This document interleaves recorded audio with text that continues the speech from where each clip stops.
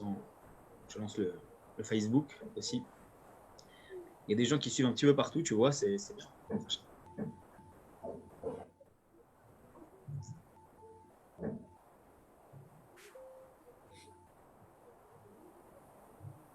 Salut Ronnie, ça va? Ouais, ça va, merci. Baruch Hashem, ça fait plaisir de t'entendre. Ivoire, Ouais. Hanouka, c'est bientôt. Où est-ce que je peux acheter des Hanouka avec des bougies? Tu vas rien acheter, on va se rencontrer, je vais te donner. Je vais te donner une menorah. Oh. On peut pas aller, je sais pas maintenant. Non, c'est bon. Non, pourquoi? C'est pas dérangé, au contraire. C'est avec plaisir. Mais il faut qu'on se voit. Ça va, monsieur Brice? Bien, merci. Bonjour. Bonjour, monsieur. Bonjour. Ça va? Oui, merci vous. J'envoie les liens sur les groupes, là, comme ça se connecte. Le corona chez vous, ça va? Pour le moment, Là, il est de retour. Préserve. Il est loin? Moi, j'ai pas eu la maladie. Monsieur Brice, Non. il est revenu dans la région. Je suis revenu à Genève. Ah! Bienvenue alors. Merci. Depuis une semaine. Ok, très bien. Alors, hop, on va commencer.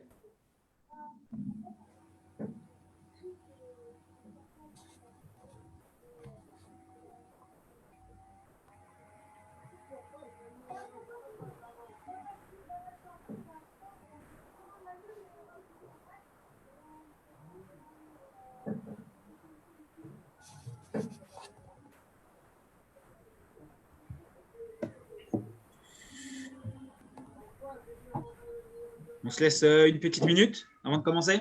Ouais, ça va? On laisse le temps de se connecter? Non, on disait tout à l'heure que c'est pas mal comme ça ce système de pouvoir traiter le même sujet, la même thématique, le lundi et le jeudi, mais sous deux angles différents. L'angle talmudique, l'approfondissement des lois qui sont afférentes au sujet, et après, traiter un petit peu le sujet différemment, hein. Le traiter sous l'angle profond, l'angle mystique, je dirais, et l'enseignement qu'on peut en tirer. Ça nous permet d'avoir les deux en même temps. Bon, alors je vous propose de commencer tout de suite. Donc, comme on l'a dit, le thème de cette semaine, c'est le nerf sciatique. On a pu, en début de semaine, approfondir un petit peu le sens de ce que représente cette mitzvah-là. On l'a identifié, on a essayé de montrer comment l'observer au mieux. Mais c'est vrai qu'on avait un grand problème. C'est que même si on a approfondi la mitzvah, on a essayé de lui trouver une racine dans l'histoire de la paracha de la semaine, avec le coup porté par l'ange d'Esav à Yaakov, on a malgré tout cette question qui perdure, qui est de savoir, mais c'est quoi le sens?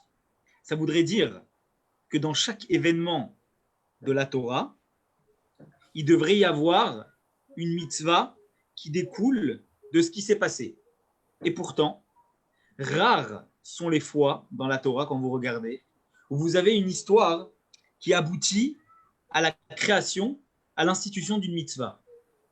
Qui plus est dans un cas où on est en train de dire que, à la base, il n'y a pas de règle de cache-route, la cache-route n'existe pas.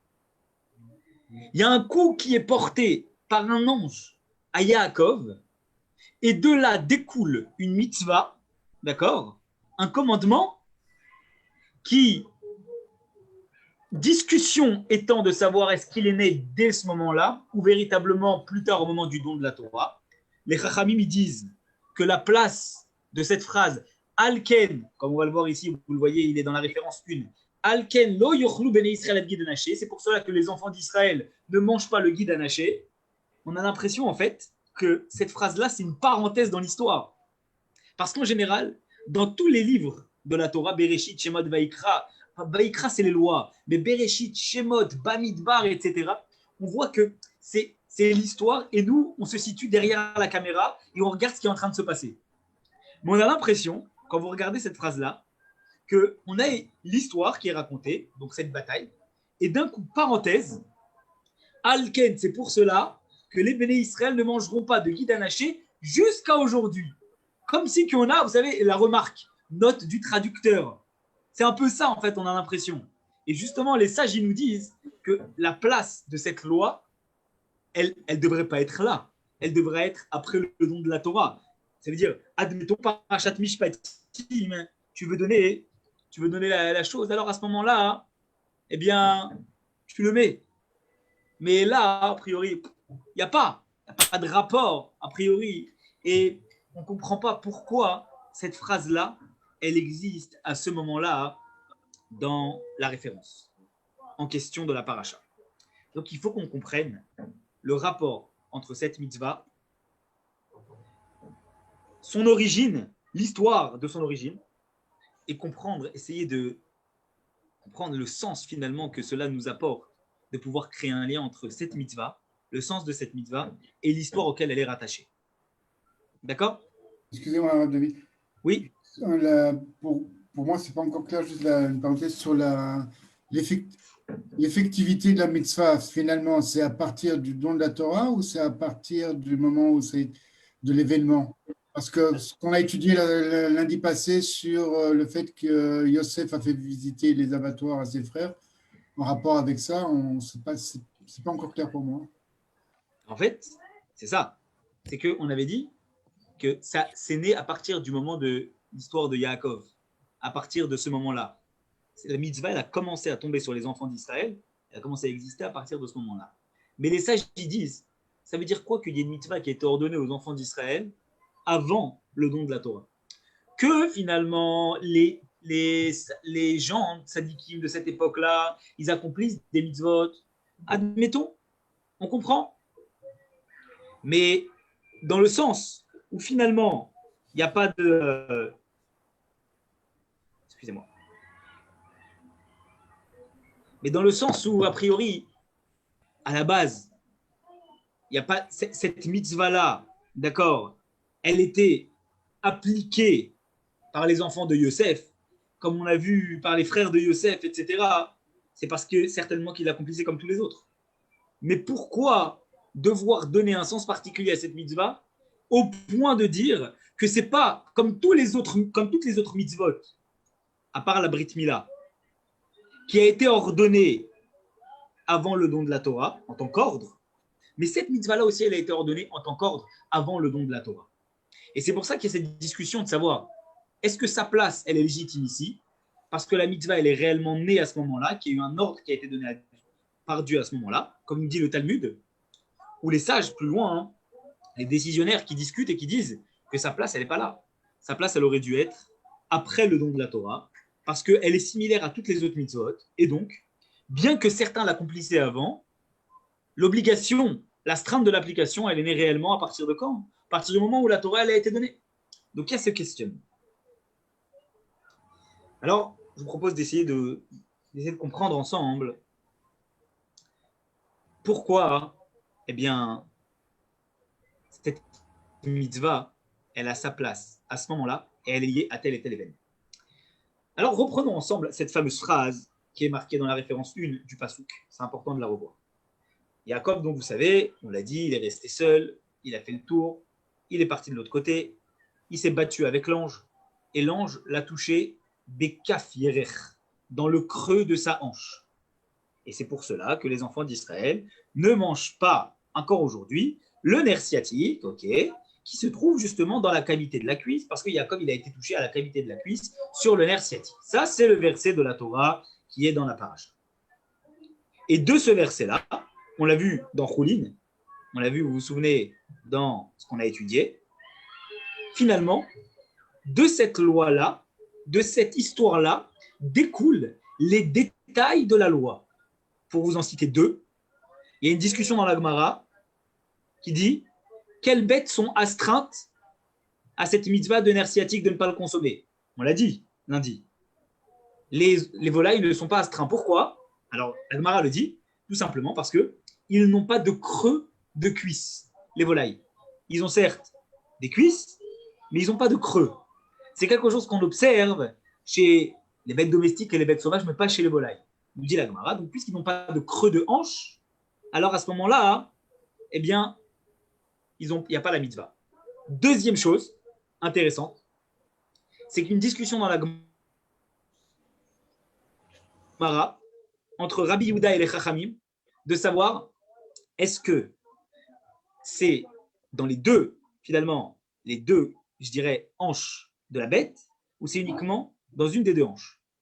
Et la discussion de la Gemara là-bas, vous savez comment elle fait pour juger c'est où? Elle nous dit, ça dépend. Où est-ce que l'ange a touché Yaakov? Est-ce qu'il l'a touché de face? Et s'il l'a touché de face, il l'a touché sur la hanche droite. Et s'il l'a touché sur la hanche droite, alors c'est que le nerf sciatique du côté droit, la hanche droite qu'on n'a pas le droit. Deuxième hypothèse, dans la Gemara, non, il l'a touché par derrière, et en le touchant par derrière, il lui a mis un double coup, c'est la Gemara qui dit ça, il l'a touché sur les deux hanches, et donc du coup, la mitzvah de nerf sciatique de ne pas le consommer, c'est pas sur la hanche droite, mais c'est sur les deux hanches. En tout état de cause, vous voyez bien que ce qui est impressionnant ici, c'est que les détails halachiques de l'application de la mitzvah du nerf sciatique, ils dépendent des détails de l'histoire de la bataille entre Yaakov et l'ange des saints. Donc, vous voyez bien que le lien, il est très précis. Quoi? Pardon. Du coup, l'ange était gaucher. L'ange, il était gaucher. Ouais, ça voudrait dire que l'ange, il était gaucher. S'il l'a touché sur la hanche droite, ça voudrait dire qu'il lui a porté un coup où il maniait les deux jambes et du coup, il a préféré faire une feinte et le porter sur l'autre hanche. C'est pour ça qu'il l'a touché sur la hanche droite alors qu'il était droitier. En tout état de cause, ce qui est impressionnant, c'est de voir. C'est pas juste un rappel, c'est que les détails de la loi, ils proviennent de quoi?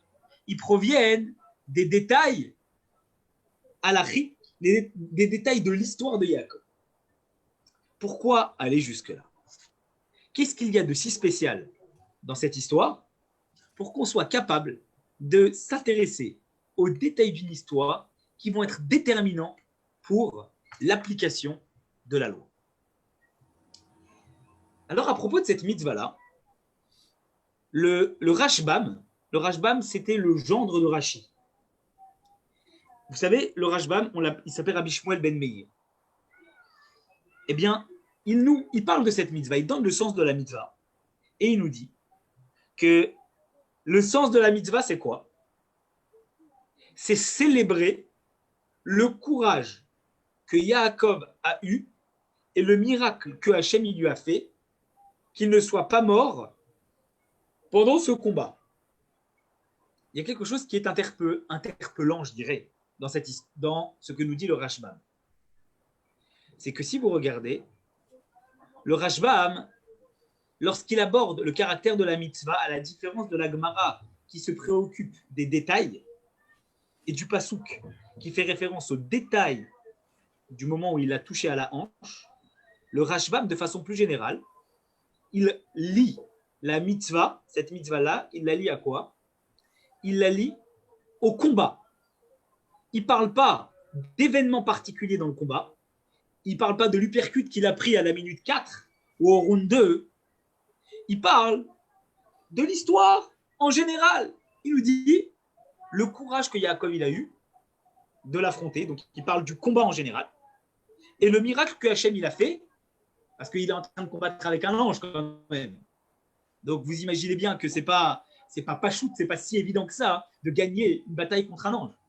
Donc, le Rashbam, il ne lit pas la mitzvah du Guidan Haché à un détail de cette histoire, mais il est en train de lier la mitzvah du Guidan Haché à l'histoire dans son ensemble, puisqu'il ne parle pas du coup sur la hanche, mais il dit que la mitzvah, elle est reliée au courage dont Yaakov il a fait preuve pendant le combat et le miracle du fait qu'il ait gagné. Est-ce que vous êtes en train de voir la différence majeure entre ce que nous laissait entendre le verset et ce que nous dit Rashbam? Rashbam, il nous parle de la mitzvah comme étant rattachée à l'histoire dans son ensemble. sans prendre un détail en particulier. Alors que le Passouk et la Gemara parlent d'un détail, au point que les détails de la loi sont rattachés aux détails de l'histoire. Alors on se dit, bon, yesh veyesh. Il y en a qui disent comme ça, il y en a qui disent que c'est l'idée générale, il y en a qui disent que c'est l'idée particulière. Mais on peut aller plus loin. Le Sefer HaChinuch, qui est un livre qui donne le détail de la raison de chaque mitzvah. Alors, il va plus loin et il nous dit, est-ce que vous connaissez la raison pour laquelle on accomplit cette mitzvah? Il nous dit l'origine de cette mitzvah, c'est faire allusion au Ham Israël. Que même si on va devoir supporter des épreuves et qu'on va avoir Esav qui va se manifester, des descendants d'Esav qui vont se manifester de toutes sortes de façons et de toutes formes, et ils vont vouloir nous vaincre, et on va devoir les affronter. Il faut qu'on soit rassuré. Rassuré de quoi? Qu'on ne va pas disparaître. Que si on fait preuve de courage, comme ce que nous disait Rashbam, si on fait preuve de courage dans l'affrontement face aux enfants d'Esav qui veulent nous persécuter, non seulement on ne va pas disparaître, mais nos descendants et notre nom restera à jamais jusqu'à ce que Mashiach vienne et nous libère. Alors vous voyez bien que le Sefer HaChinuch, il est en train de relier la mitzvah du Guide Anaché, pas à une portée d'un détail, mais à une portée générale. Parce qu'il est en train de nous dire, mitzvah du Guide Anaché, ok, c'est un détail, mais tu sais à quoi cela fait référence? Ça fait référence au fait que plus tard, eh bien, certaines personnes viendront et essaieront de persécuter le peuple juif. Comme l'ange d'Esav, il a essayé de battre Yaakov, il a réussi? Non, il n'a pas réussi. Il a porté des coups? Oui, il a peut-être porté des coups. Ça ne veut pas dire que si on a pris des coups, on a perdu la guerre. On a perdu une bataille, mais on ne perdra pas la guerre. Parce que le Ham Israël, il est plus fort que ça. Et le Ham Israël, ce qu'il est, c'est le courage. Comme Yaakov, il a eu du courage, le Ham Israël, il a du courage. Et ce courage-là, il va nous permettre de pouvoir vaincre et gagner, quoi qu'il arrive. Parce qu'au final, on gagnera. Comme Yaakov, il a gagné. Donc, le Sefer HaChinuch, dans le prolongement de ce que nous disait Rashbam, s'intéresse pas à un détail, parce que vous voyez qu'il ne cite à aucun moment l'histoire du creux de la hanche, ou même, il ne cite à aucun moment le détail du fait qu'il a été touché à la hanche. Il nous parle de l'origine de la mitzvah du Guide Anaché, du nerf sciatique, et dans son explication, il parle que d'idées générales, que de comparaison entre Yaakov et le peuple juif, de comparaison entre l'ange d'Esav et le peuple et les enfants d'Esav qui viendront, et de la bataille, comme la bataille entre les enfants d'Esav et le peuple juif, comme cette bataille entre Yaakov et l'ange d'Esav. Mais pas de détails.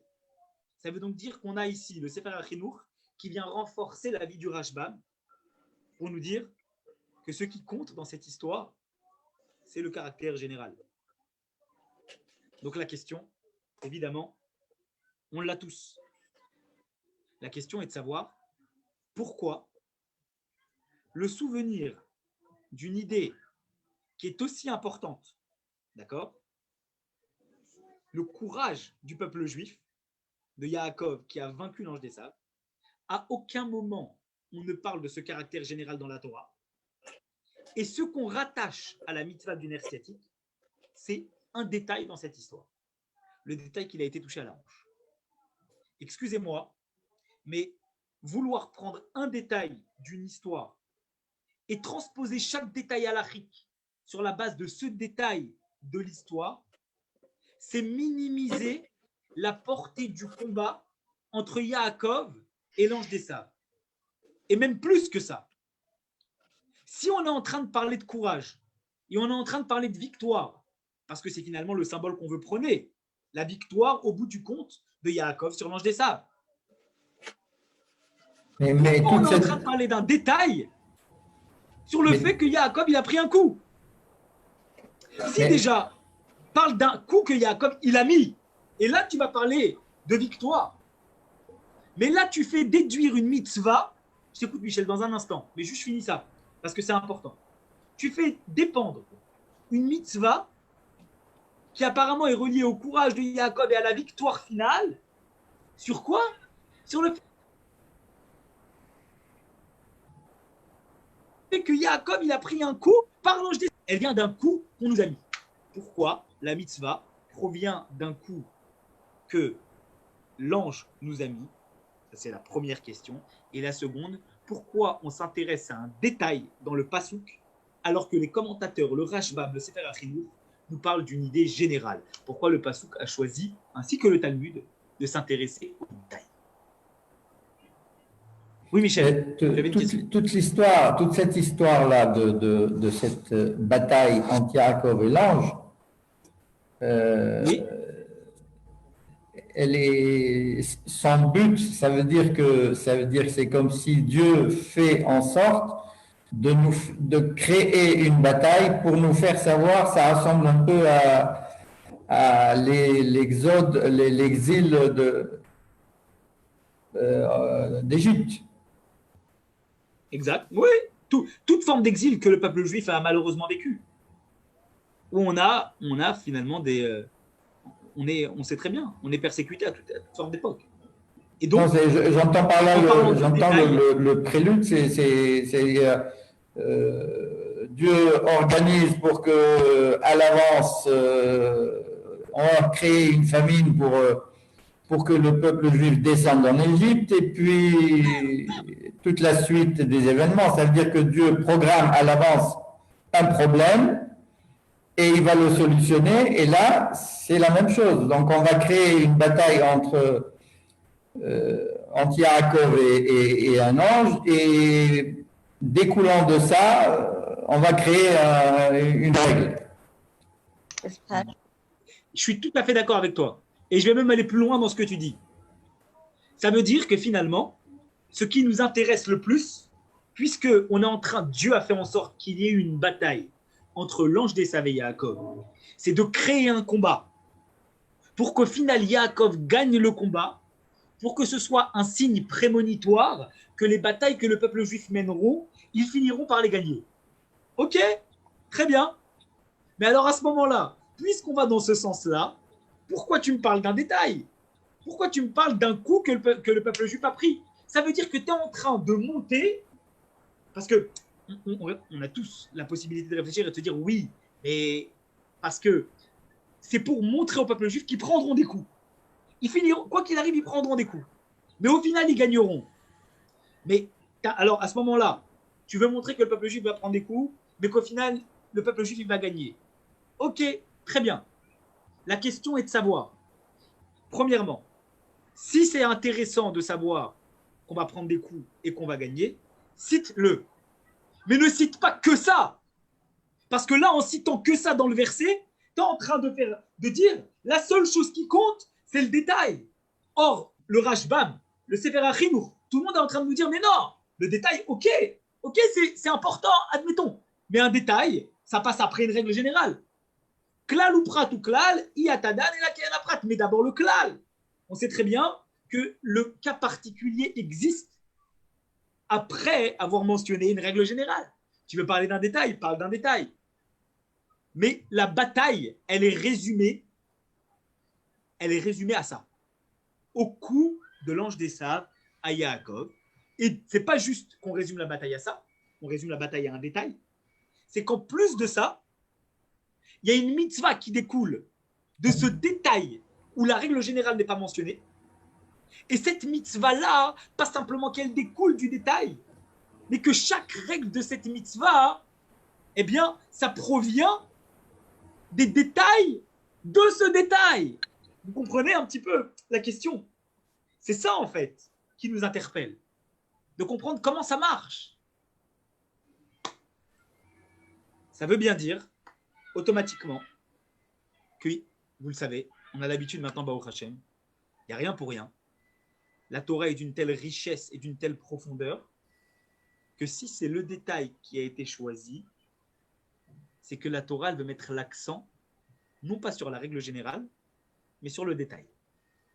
Et la question qu'on va se poser, en quoi le détail de cette histoire est prépondérant pour la dynamique et l'avenir de la relation entre le peuple juif et les autres nations.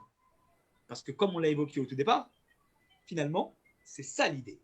La bataille entre l'ange d'Esav et Yaakov, c'est le combat jusqu'à Mashiach entre les descendants d'Esav et Yaakov. Et Amad alenu lechalotenu ve'akadosh baruch hu itzilan miyadav. Et à chaque fois, chaque génération, ils viennent essayer de nous faire du mal. Mais au final, Akadosh baruch hu matzilenu miyadav, Akadosh baruch hu. Mais pourquoi ce détail? En quoi le détail est tellement important dans cette histoire pour comprendre quelle est la dynamique dans cette relation, cette rivalité entre les descendants d'Esav qui veulent porter atteinte aux descendants de Yaakov. Alors pour comprendre cela, il faut évidemment qu'on s'interroge sur une notion assez intéressante qui est celle de la providence divine. La Hashgacha Pratit. Vous savez, c'est un terme qu'on emploie souvent. On l'a employé à diverses reprises. On a même donné quelques détails qu'on va revoir ici. Mais vous allez voir qu'on va l'approfondir beaucoup plus aujourd'hui. La providence divine veut dire, déjà, de façon générale, le soir, avant de se coucher, vous réfléchissez à votre journée, vous réfléchissez aux détails de votre journée, et vous vous rendez compte que finalement, l'enchaînement des événements et des décisions qui ont été prises, elles se sont, on va dire, enchaînées les unes après les autres pour pouvoir produire des effets qui sont la réalité du jour. Et vous réfléchissez un petit peu, vous vous dites, mais c'est incroyable. Si je n'avais pas été dans cet endroit-là, et que je n'avais pas fait ça, et que je n'avais pas rencontré telle et telle personne, et qu'au final, je n'avais pas dit ça et il ne se serait pas passé ça, alors à ce moment-là, jamais j'aurais abouti à cette conclusion-là. Ça veut donc dire que j'ai eu le libre arbitre de mes décisions, mais que Dieu a orienté mes pas, a tracé une route, ou en tout cas a tracé plusieurs routes, que j'ai pu suivre, que j'ai dû suivre, qui m'ont ouvert la voie vers la prise de décision qui est celle du moment T. Et donc, ça veut donc dire que Dieu guide mes pas. Ça veut donc dire que je suis connecté à Kadosh Baruch Hu. Ça veut donc dire que les événements de ma vie, ils sont orientés par Akadosh Baruch Hu, tout en lui concédant le fait qu'il me laisse le choix et le libre arbitre. C'est un cours qu'on a déjà eu ensemble, vous vous souvenez, avec le réalisateur, le scénariste. On ne va pas revenir sur cette notion-là, mais en tout cas de comprendre que on ne peut se rendre compte que Dieu, il agit par providence divine et qui guide nos pas, que lorsqu'on se remémore un petit peu tout ce qui s'est passé. Parce que, prenez une personne, je vais vous raconter une histoire très simple. Je parlais avec les élèves de l'école il y a quelques semaines, et je leur demandais, est-ce que vous sentez que votre âme, c'est une flamme? Certains oui, d'autres moins. C'est normal, une flamme, il faut faire en sorte de la pérenniser, il faut faire en sorte de la faire briller, faire en sorte de la maintenir, parce que sinon la flamme, elle diminue, elle s'en va petit à petit. Ner Hashem Nishmat Adam, c'est l'âme de l'homme, c'est une bougie, ça marche de la même façon. Est-ce que vous sentez que vous êtes connecté à Dieu? Oui, non? Bien, vous savez qu'on va faire. Je leur ai dit, comme ça, pour la semaine prochaine, vous allez me faire une rédaction. Et dans cette rédaction, vous allez me raconter une histoire de votre vie qui nous montre comment Dieu guide vos pas. Et ça sera une de vos notes de l'année. Quoi? On va faire quoi, Boris? C'est quoi cette histoire? Alors, il faut réfléchir. Pas de problème, il faut réfléchir. Alors, qu'est-ce qu'ils ont fait? Ils ont réfléchi. Et ils ont préparé des magnifiques rédactions. Chacun sur une histoire singulière, parfois des histoires qui sont touchantes. Il y a des élèves qui se sont révélés à travers ces histoires-là, qui ont révélé une partie d'eux-mêmes qu'on ne connaissait pas. Je leur ai demandé est-ce qu'ils voulaient en parler devant la classe. C'est un exercice qui était intéressant. Je ne les ai pas obligés. S'ils préféraient garder cette histoire et me donner la rédaction, il n'était pas de problème. Mais s'ils voulaient la partager, je leur ai donné la possibilité de la partager. Et par le biais de cette rédaction, ils ont été amenés à devoir réfléchir sur l'histoire et à trouver en quoi Dieu il a guidé leurs pas dans cette histoire. Et chacun avec des histoires incroyables. Et l'un, il est passé par là, il a évité un accident parce que si, etc. Il était passé par là au même moment, il y avait un accident. L'un, il a fait telle chose et ça lui a permis de… Chacun avec son histoire.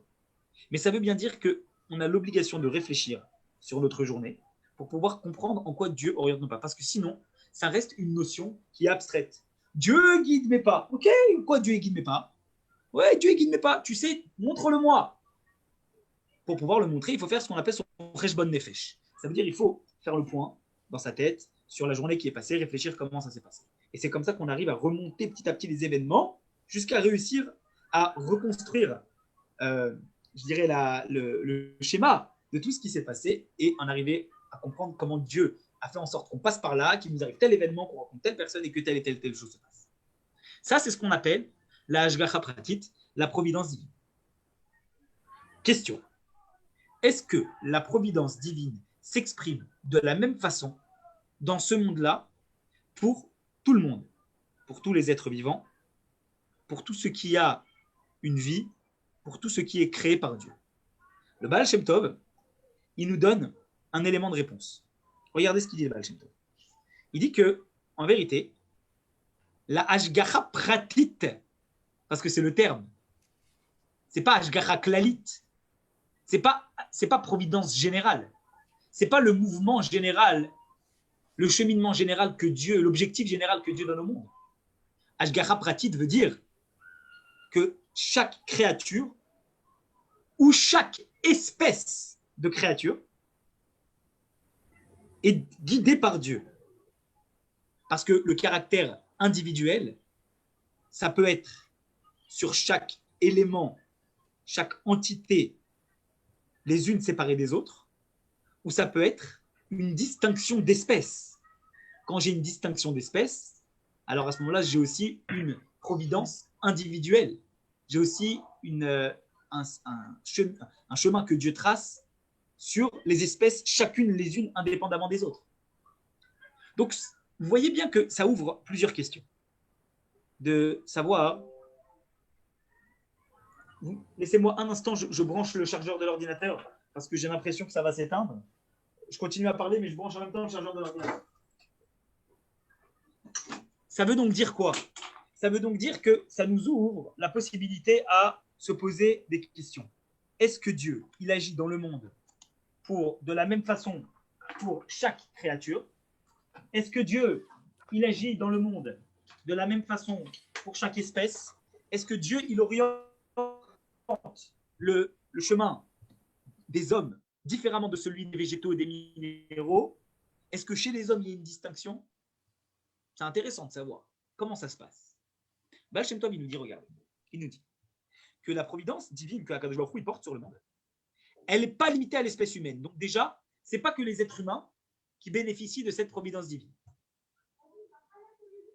Même les détails de ce qui arrive aux minéraux, aux végétaux et aux animaux, c'est Akadosh Baruch Hu qui guide leur route. Encore plus, nous dit le Baal Shem Tov, le mouvement individuel d'une créature, elle seule, ça a un impact général sur toute la création. Pourquoi? Parce que c'est comme un puzzle, la création. La création, c'est un puzzle. La pièce, en fonction de comment je vais la positionner, elle va pouvoir s'imbriquer avec les autres pièces. Donc, la place de chacune, elle est dépendante de la place des autres. Et vice-versa. La place des autres est dépendante de la place de chacune. Pour avoir quelque chose de complet. Le mouvement d'un brin d'herbe, et ça, il me semble vous l'avoir déjà cité, comment une feuille tombe d'un arbre, c'est aussi guidé par Dieu. Donc, le Baal Shem Tov, déjà, il met de côté le fait de considérer que les espèces, elles sont guidées, c'est une dynamique d'espèces. Non. Le Baal Shem Tov, il dit c'est une dynamique de chaque créature, quelle que soit son espèce.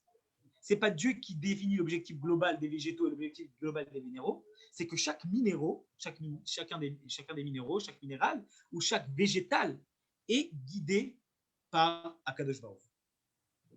Ça, c'est ce que nous dit le Baal Shem Tov. Ok, on a compris. Hashgacha Pratit, c'est chaque être indépendamment l'un de l'autre qui est guidé par Dieu.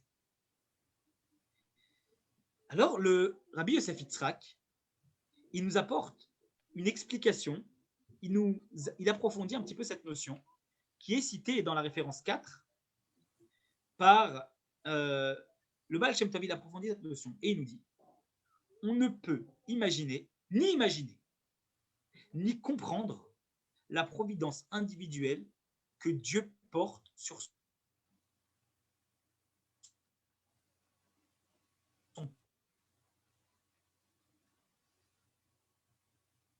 peuple proche, le peuple juif. Ein Hashem el Yireav, que l'œil de Dieu il est porté sur ceux qui le craignent. Et c'est marqué Ein Hashem el Tzadikim. Les yeux de Dieu sont portés sur les justes. Pourquoi une fois l'œil? Pourquoi une fois les justes? Ça veut donc dire finalement que la providence divine, d'après ce que nous dit Rabbi Yosef Yitzhak, et il cite les Teilim, donc vous imaginez bien que c'est solide comme source.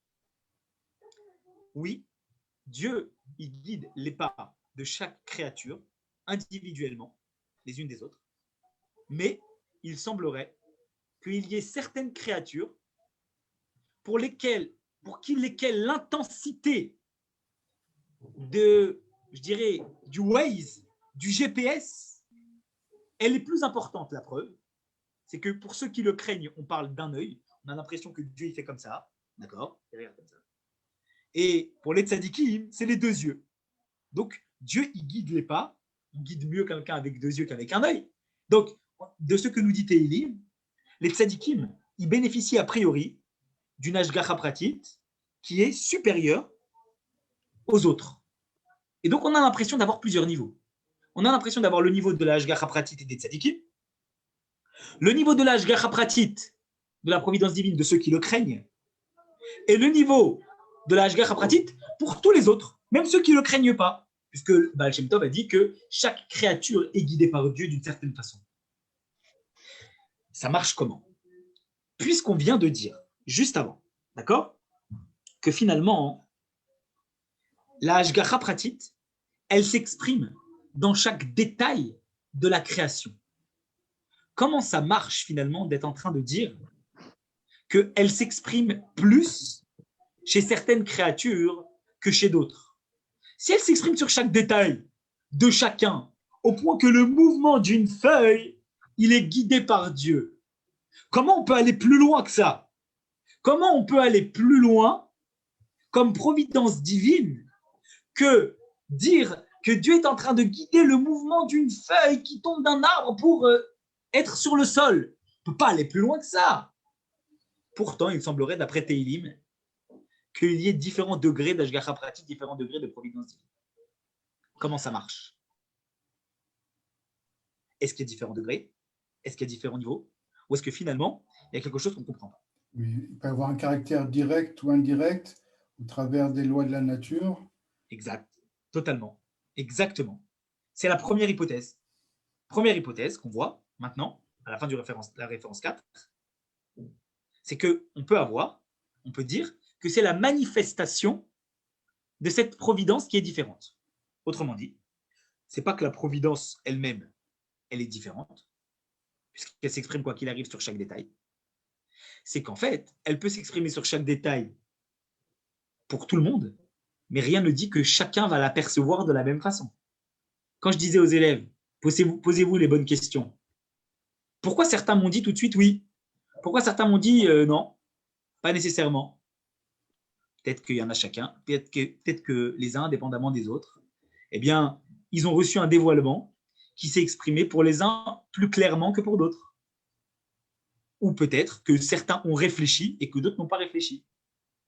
À savoir, est-ce que la providence divine s'est véritablement déclarée et manifestée?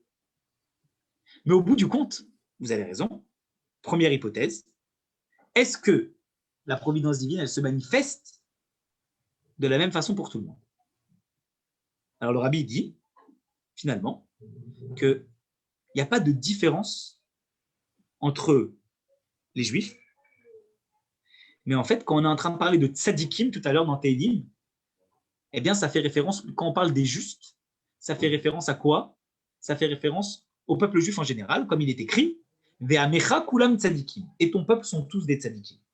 On l'a déjà dit, pourquoi on est tous des tzadikim? Vous vous rappelez, quand on avait parlé des lois du repentir, on avait dit que finalement, même le plus grand des mécréants, il est plein de mitzvot comme une grenade, parce que toutes les mitzvot, tous les commandements négatifs, il est en train de les accomplir à chaque fois qu'il ne fait rien, et donc d'une certaine façon, c'est aussi un tzadik. Et donc, quand il est marqué que Ene Hashem El Tzadikim, dans le Tehillim 34, ça veut dire finalement que le peuple juif bénéficie d'une providence avec les deux yeux. Et ceux qui le craignent, c'est ceux qui respectent les 7 lois de Noé, comme on l'a défini il y a quelques temps, par Parashat Noir, vous vous souvenez, on avait parlé de l'application des 7 lois de Noé. Et ça voudrait dire que eux, Dieu, il leur donne, il y a la providence divine aussi avec un œil. Mais donc, il y a une distinction entre le peuple juif, la providence divine du peuple juif, et la providence divine des autres nations, dans la mesure où elle peut se manifester différemment. Elle est beaucoup plus claire chez le peuple juif que chez les autres nations. Ça, c'est la première hypothèse. Seconde hypothèse, non, il y a aussi une autre différence. C'est que ce n'est pas juste dans la manifestation de la providence divine qu'il va y avoir une différence, c'est de dire qu'elle est réellement plus élevée. Elle est plus haute. Donc, ce n'est pas juste une histoire de manifestation, c'est une histoire d'intensité. Et là, cette deuxième notion, elle nous permet de comprendre un petit peu plus ce que Tehillim dit, parce que de dire que Dieu voit avec un œil certain ou voit avec les deux yeux, c'est une image. Mais de dire ça, que Dieu est en train de regarder avec les deux yeux, c'est l'intensité du chemin qui est fait. Ce n'est pas la manifestation. Parce que je peux très bien, d'accord, me manifester, être présent, mais être présent avec un œil ou être présent avec les deux yeux. Au bout du compte, je suis présent, je suis là. Donc ça veut dire que Dieu se manifeste. Mais de dire par contre que pour certains c'est un seul œil et pour d'autres c'est les deux yeux, ça veut dire quoi? Ça veut dire finalement que l'intensité de la providence, elle est supérieure chez ceux à qui Dieu se manifeste avec les deux yeux. Parce que quand je dis quelqu'un avec les deux yeux, eh ben je le dis mieux qu'avec un seul œil. Et donc, j'ai ces deux points-là. Premièrement, distinction de manifestation. Dieu se manifeste plus chez son peuple que chez les autres nations. Deuxièmement, la providence divine est plus intense chez le peuple juif que chez les autres nations. Ok. Donc maintenant, on voit bien qu'on a une hiérarchie. La hiérarchie, c'est qu'on a, quoi qu'il arrive, une providence divine chez toutes les créatures. Dieu guide les pas de toutes les créatures. Il les guide un peu plus chez ceux qui le craignent, autrement dit, ceux qui respectent sa volonté, ceux qui réalisent leur mission.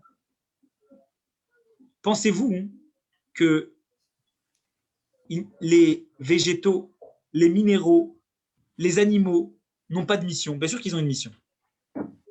S'ils réalisent leur mission, ça veut dire qu'ils craignent en quelque sorte Dieu. Et sinon, eh bien, ça veut dire le contraire. Donc, ceux qui craignent Dieu parmi toutes les espèces sur Terre, ils ont une providence divine qui est plus intense. Dieu guide leurs pas de façon plus élevée.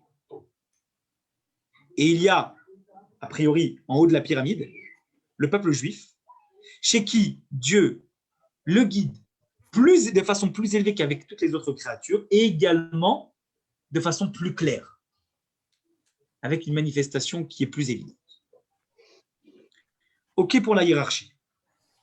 Maintenant, il faut qu'on comprenne pourquoi. Comment ça marche? Pourquoi il y a une différence?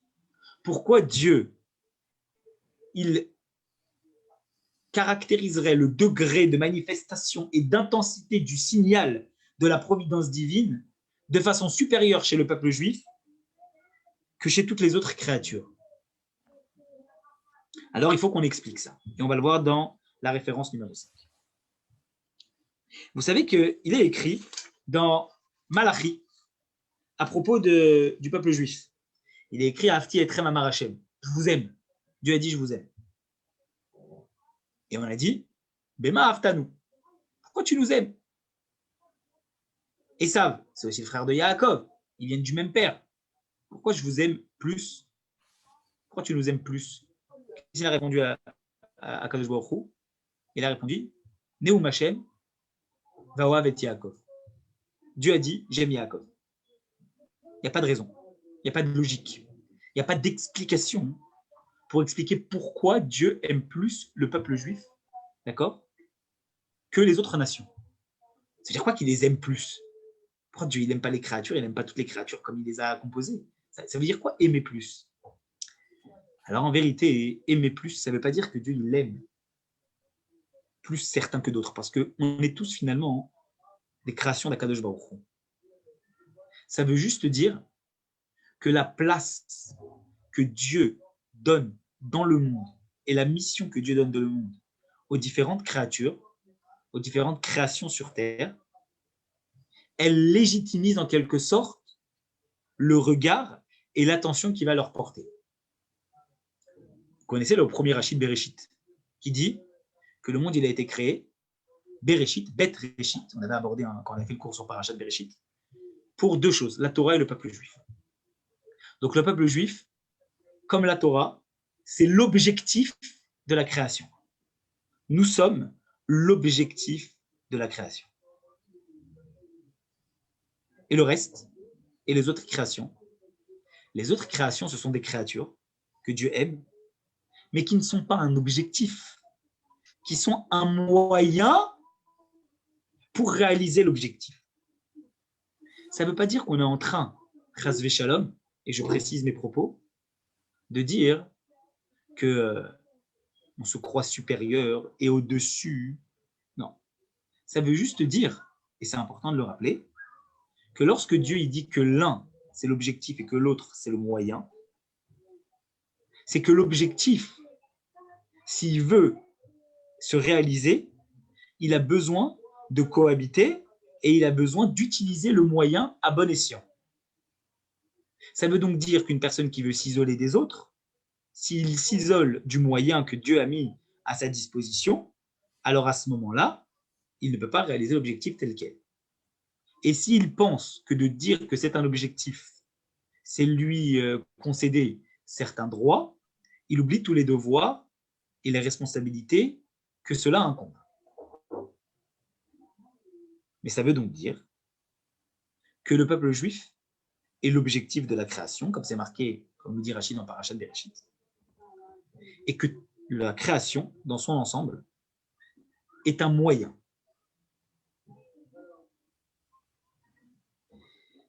Et en fait, de comprendre cela, ça va nous permettre de comprendre quelque chose de primordial, de comprendre la distinction entre l'objectif et le moyen. Ça va nous permettre de comprendre exactement la distinction qu'il y a dans la providence divine. Mais pour ça, j'aimerais vous donner une illustration, même deux illustrations. Référence 6. Imaginez qu'un roi mandate un architecte, d'accord, de créer finalement un palais, d'accord. Il lui donne les références pour créer ce palais et chaque détail tel qu'il veut qu'il les applique.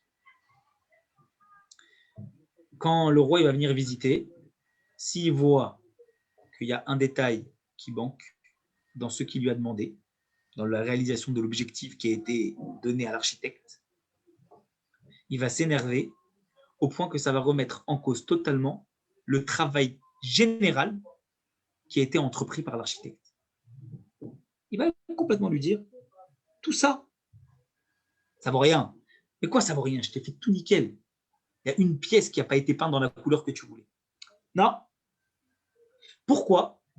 Parce que la volonté, puisque le peuple juif, nous dit Malachi, c'est l'amour, et le fait que Dieu a dit, j'aime le peuple juif, je vous considère comme mon objectif, sans raison logique, c'est juste le fruit de ma volonté, alors on comprend bien que la volonté d'un roi dans la réalisation d'un objectif, c'est que s'il manque un détail à cet objectif, ça remet complètement en cause la finalité de la réalisation de cet objectif. Est-ce qu'il peut être indulgent? Oui. Bien sûr qu'il peut être indulgent et dire « Ah, c'est pas grave ». Est-ce que pour autant, on va dire que l'objectif il a été atteint? Non. Parce qu'un roi, chaque détail compte. Parce que pour un roi, chaque chose est importante. Parce que lorsqu'il s'agit de volonté, lorsqu'on parle de volonté, de choix, c'est que pour faire en sorte que la volonté elle soit réalisée, il faut que chaque détail, pour réaliser l'objectif, il puisse être identique aux autres, qu'il puisse être atteint comme les autres. Parce que s'il y en a un qui n'est pas atteint comme les autres, alors à ce moment-là, la volonté n'est pas accomplie. Est-ce que logiquement parlant, ça se tient? Non, parce que la logique, elle voudrait qu'on pèse le pour et le contre. Mais comme la volonté, elle ne dépend pas de la logique, la volonté, elle est au-dessus de la logique. Quand je veux quelque chose, ça peut n'avoir aucune logique et pourtant, c'est ce que je veux. La logique, elle voudrait que je mette dans la balance et que s'il m'a tout peint comme il faut, mais qu'il y a une chose qu'il n'a pas peint, alors à ce moment-là, je dirais, bon, ça va. Mais comme c'est la volonté qui ne dépend pas de la logique, alors la volonté, elle est en train de nous dire, il faut que tout, chaque détail soit identique et accompli comme il faut. Sinon, ça remet en cause l'objectif final. Je vous donne un autre exemple. Vous savez que la Torah, ce qu'elle dit, la Torah, elle dit quelque chose qui est assez fort. Une femme qui est enceinte et qui veut un aliment, si elle veut un aliment qui n'est pas cachère, on lui dit, tu sais que cet aliment n'est pas cachère, c'est la lacha. Elle dit oui, mais je le veux quand même. Qu'est-ce qu'on fait?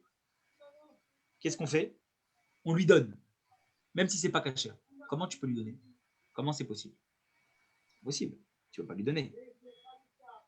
Ça veut bien montrer que lorsque une personne, elle veut, alors à ce moment-là, qu'est-ce qui se passe? La halakha, elle s'intéresse à quoi? Elle ne s'intéresse pas à l'application de la loi. Elle s'intéresse au fait de dire que la volonté, elle dépasse tout. Autrement dit, il n'y a pas de logique dans le fait d'utiliser parce que, excusez-moi, ça n'a pas été prouvé médicalement que si on ne donne pas un aliment qu'une femme veut, alors on entend que ça avait des taches sur les enfants si une femme, elle ne mange pas ce qu'elle a envie au moment donné.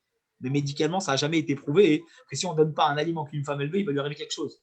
Alors comment la halakha, elle peut dire ça? La halakha, elle dit c'est la volonté. La volonté, elle est au-dessus de la logique. La logique voudrait, on lui dise non, puisque ça n'a pas de conséquences. On dit, mais comme on est en train de parler de la conception d'un être, et que la conception d'un être, qui plus est, un être du peuple juif, qui représente l'objectif de la création, si la volonté de la femme qui va donner naissance à cette chose, à cet être-là, qui va être l'objectif de la création, il peut être atteint sur un détail, on ne va pas prendre le risque. Pourquoi? Parce que chaque détail est important pour pouvoir arriver à la finalité de la naissance de cet être comme étant un des objectifs de la création faisant partie du peuple juif. Voilà pourquoi pour le peuple juif, la Torah elle est en train de dire j'accepte d'être mévater, j'annule, je mets de côté une halakha pourvu qu'on puisse donner à cette femme-là qui va donner naissance à cette personne-là quelque chose.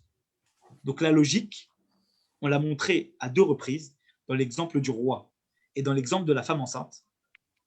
La logique, comme elle est, la volonté, comme elle est au-delà de la logique, pour qu'elle puisse s'accomplir, eh bien, il faut que chaque détail de cette volonté, quelle que soit l'importance ou la qualité individuelle de ce détail, il puisse être accompli de la même façon que les autres. Il y en a un qui est important, il y en a un autre qui n'est pas important. Pour l'un, c'est la couleur de la pièce. Pour l'autre, c'est la structure. Ça n'empêche, un détail, c'est un détail. Et il a sa place lorsqu'on parle de volonté. Pas qu'on parle de logique, non. Mais quand on parle de volonté, chaque détail est équivalent aux autres. Comme nous dit le Midrash Tanchuma, ne jauge pas les mitzvot pour analyser laquelle a le plus grand salaire. On ne peut pas dire quand j'ai plusieurs mitzvot à faire, ah, attends, je vais faire celle-là parce que celle-là, elle a un salaire plus grand. Pourquoi? C'est vrai, certaines mitzvot ont peut-être un salaire qui est plus grand. Pourquoi je ne peux pas les jauger? Il dit, ben non, parce que les mitzvot, c'est le ratson de Dieu, c'est la volonté de Dieu. Dans la volonté de Dieu, il n'y a pas de mitzvot plus importantes les unes que les autres. Vous vous souvenez, quelqu'un a posé la question il n'y a pas très longtemps. Il a dit, est-ce qu'il y a des mitzvot plus importantes que les autres? Non, il n'y a aucune mitzvah plus importante. Les mitzvot, elles sont toutes les mêmes. Si j'ai une mitzvah qui se présente devant moi, je fais la mitzvah. Aosek mina mitzvah, patou mina mitzvah. Celui qui fait une mitzvah, il est exempt. c'est pas marqué quelle mitzvah, pas quelle mitzvah. Je fais une petite mitzvah dans ma tête et en face de moi, j'ai une grosse mitzvah qui se présente. Eh bien non, je ne fais pas la grosse, je fais la petite. Pourquoi? Parce que les mitzvot, c'est la volonté de Dieu. Et la volonté de Dieu, ce n'est pas la logique. Et puisque c'est la volonté, chaque détail est important. Et il n'y a pas de hiérarchie dans les mitzvot, puisque dans la volonté, il n'y a pas de hiérarchie, tous les détails sont au même niveau, donc toutes les mitzvot sont au même niveau. Vous êtes d'accord? Oui? Michel, je te vois perplexe. J'entends pas. Le son. Le son, Michel. Je te réactive le micro. Michel, on n'entend pas? Bon, on n'entend toujours pas Michel. Son micro. Ouais, ton micro est coupé, Michel. Donc, on n'entend pas ce que tu dis. Tu sais pas? Regarde, appuie, demandez la réactivation du micro. Bon, en attendant on parlera de ça. Voilà, dès que tu arriveras, quand tu arriveras à remettre le son, alors à ce moment-là, on reviendra sur ce questionnement. Mais grâce à ça, on va pouvoir réussir à comprendre quelque chose qui est primordial. Ronnie, tu es avec nous? Ronnie, ça va? Ronnie? Bon, ok. Alors, grâce à ça, on va comprendre pourquoi on était en train de dire que la providence divine, elle est plus élevée et elle se manifeste plus chez le peuple juif que chez les autres créatures. Maintenant, ça va paraître beaucoup plus clair. Chez toutes les autres créatures, puisque c'est un moyen, le moyen, ce n'est pas la volonté. Le moyen de pouvoir réaliser quelque chose, c'est la logique. Je veux construire un meuble. J'ai un trou à faire. Est-ce que je prends un marteau pour faire un trou? Non. Je prends une perceuse pour faire un trou dans le meuble. Pourquoi? Parce que c'est logique. Pour faire un trou, je ne peux pas prendre un marteau. Parce que si je prends un marteau, je casse le meuble. Donc le moyen, l'outil, il repose sur la logique. L'objectif, le meuble, la forme du meuble, la couleur du meuble, les matériaux du meuble. Ce n'est pas la logique. C'est la volonté. Mais de la même façon que le moyen, il repose sur la logique, ça veut donc dire qu'on ne peut pas dire que tous les détails ont la même force, parce qu'en fait, il y a des choses qui sont plus importantes que d'autres. Et en fonction de l'importance de ce moyen, je vais lui accorder une importance qui est supérieure. Parce que lorsqu'on parle de logique, d'accord, je fais une distinction, une hiérarchie entre les différentes choses. La distinction entre les différentes choses ne peut s'imposer que quand je fais reposer la logique. La preuve, c'est que tout à l'heure, on a parlé de balance, et la balance entre les différentes choses, c'est justement, dans le cadre de la logique, c'est justement lorsqu'il s'agit de devoir comparer. Si je compare, c'est qu'il y en a qui sont peut-être plus importants les uns que les autres. Donc, je ne dis pas que le détail est le même pour chacun, quel que soit ce qu'il est, lorsque je parle de logique. Lorsque je parle de logique, plus c'est important, plus j'accorde d'importance. Et puisque la création dans son ensemble, c'est la logique, puisque c'est le moyen, c'est l'outil, alors à ce moment-là, Dieu ne peut pas révéler sa divine providence de la même façon, d'accord, chez chaque créature, en fonction de la mission qu'il a donnée aux minéraux, aux végétaux, aux animaux et aux différentes nations du monde qui dépendent de la logique. Alors à ce moment-là, la providence divine, elle va être reliée à la mission qui a été donnée. Par contre, le peuple juif, c'est pas le moyen. Le peuple juif, c'est quoi? Le peuple juif, on a dit, c'est l'objectif. Et si le peuple juif, c'est l'objectif, alors à ce moment-là, dans l'objectif ne repose pas sur la logique, mais il repose sur la volonté. Et comme on l'a montré tout à l'heure, lorsqu'il s'agit de la volonté, chaque détail n'est pas plus important l'un que l'autre. Chaque détail est au même niveau.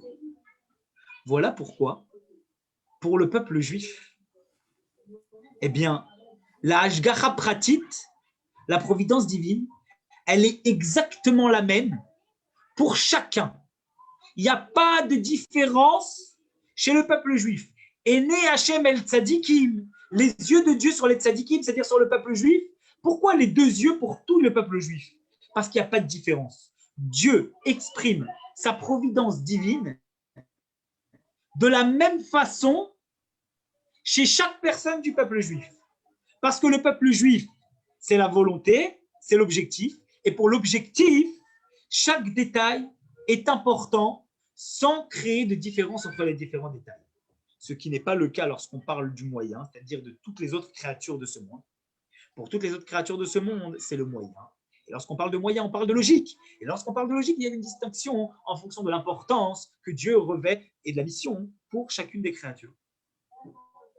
Ça, c'est ce qui fait, finalement, qu'il y a une différence entre le peuple juif et toutes les autres créatures du monde. À partir de là, on va réussir à comprendre pourquoi toute l'histoire du guide Anaché, parce que c'était notre question de base, elle repose sur quoi? Elle repose sur un détail d'une histoire. Pourquoi ne pas avoir amené l'élément général? Pourquoi ne pas avoir amené l'histoire générale comme étant ce sur quoi nous allons retenir tout ce qui va se passer, mais on a préféré amener un détail de l'histoire pour en déduire une mitzvah à tel point que cette mitzvah-là, eh bien, elle va exister dans chacun des détails. Le poulet, il n'a pas de creux de hanche. La mitzvah, elle n'aura pas de creux de hanche. La hanche droite, la hanche gauche, ça dépend de l'histoire. Pourquoi le détail? Maintenant, on va comprendre pourquoi le détail. En vérité, volontairement, Michel, tu es avec nous? Mais on ne t'entend toujours pas. Non. On ne t'entend toujours pas. Maintenant, on va comprendre pourquoi finalement. On m'entend là? Là, non, on t'entend. Baruch Hashem, on t'entend. J'ai galéré.